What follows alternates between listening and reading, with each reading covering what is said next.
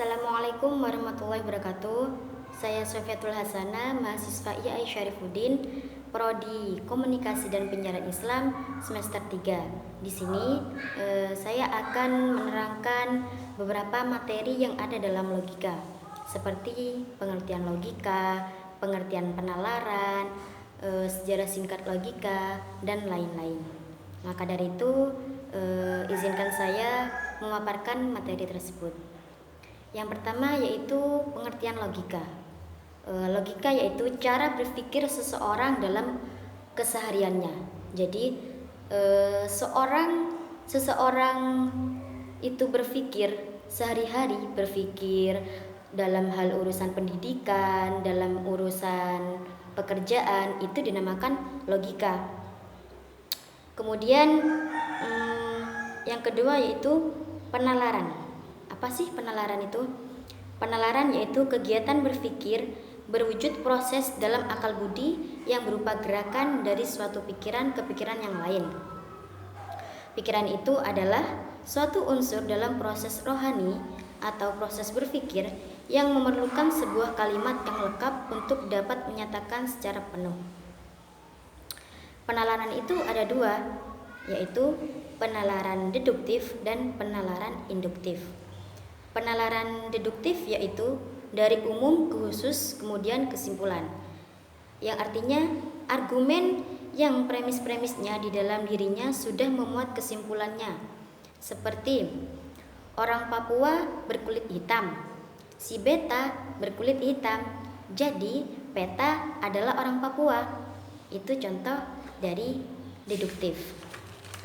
Kemudian yang induktif, dari khusus ke umum, yaitu argumen yang kesimpulannya belum atau tidak tersirat di dalam premis-premisnya.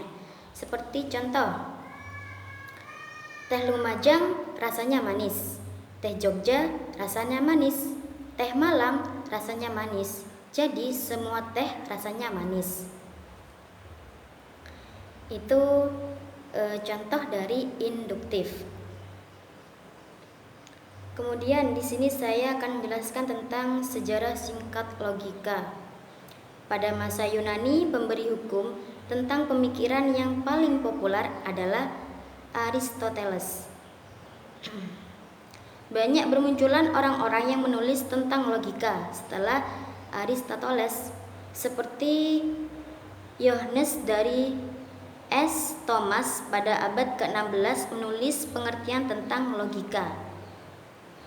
Di abad yang sama di Inggris, Francis Bacon, dan di Itali itu menulis banyak tentang pembuktian induktif dari eksperimen kejadian di dunia dan menghasilkan hukum baru. Pada masa Islam, banyak bermunculan filsuf yang menyalin karya Aristoteles ke dalam bahasa Arab. Pada abad ke-14, logika ditentang oleh buku yang dibuat oleh Ahmad Ibnu Sa'siniah yang membuat buku tentang ketangkasan pendukung keimanan menangkis logika Yunani, dan bahkan dikeluarkan hukum haram untuk mempelajari logika. Mungkin itu dari sejarah singkatnya logika. Kemudian kenapa harus belajar logika? Di sini yang paling penting, kenapa sih manusia itu harus belajar logika? Saya akan kupas satu persatu. Yang pertama, agar membantu setiap orang yang mempelajari logika untuk berpikir secara rasional, kritis, lurus, tetap tertib, metodis, dan koheren. Yang kedua, meningkatkan kemampuan berpikir secara abstrak, cermat, dan objektif. Ketiga, menambah kecerdasan dan meningkatkan kemampuan berpikir secara tajam dan mandiri. Yang keempat, memaksa dan mendorong orang untuk berpikir sendiri dengan menggunakan asas-asas sistematis. Yang kelima, meningkatkan cinta akan kebenaran dan menghindari kesalahan-kesalahan berpikir, kekeliruan, serta kesesatan. Kemudian terhindar dari klinik tahayul atau kepercayaan turun-temurun.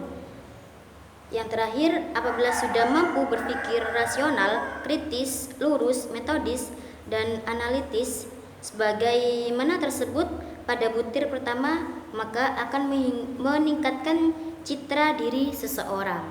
Itu alasan kenapa sih harus belajar logika. Kemudian kenapa pentingnya penalaran itu? Apakah penting dalam kehidupan sehari-hari kita mempelajari ilmu penalaran? Yaitu jika seseorang melakukan penalaran, maksudnya tentu adalah untuk menemukan kebenaran. Kebenaran dapat dicapai jika syarat-syarat dalam menalar dapat dipenuhi. Suatu penalaran bertolak dari pengetahuan yang sudah dimiliki seseorang akan sesuatu yang memang benar atau sesuatu yang memang salah. Jadi ketika kita sudah berpikir dengan penalaran, nalar, yaitu sudah tidak ragu atau jelas kita memecahkan masalah ini dengan penalaran kita sendiri. Jadi seseorang itu wajib harus berpikir, setelah berpikir pakai logika, kita juga harus dengan penalaran. Kemudian, apakah semua kegiatan berpikir merupakan penalaran? Dalam mencari sebuah topik tersebut, kita harus berpikir.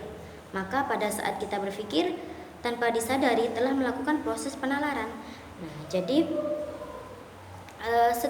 dalam kita memecahkan suatu masalah atau topik, itu tentu kita berpikir.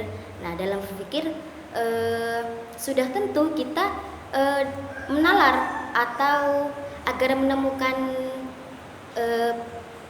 menemukan solusi yang tepat, jawaban yang tepat, kita harus pandai-pandai menalar gitu.